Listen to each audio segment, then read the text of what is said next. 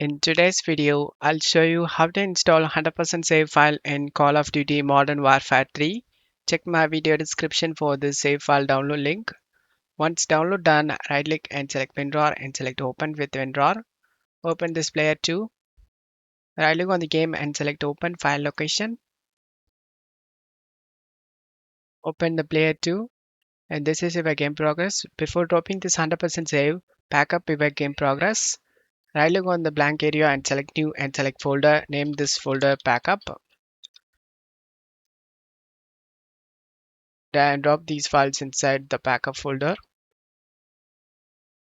Drag and drop the 100% save files inside this location, and now you can launch the game.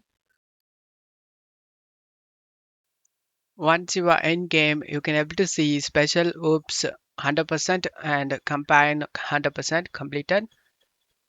Select mission select and choose the act. Choose the mission you like to play. And as you can see, the save file successfully loads. I hope this video helped you. If the video helped you, don't forget to leave a like and subscribe. Thank you.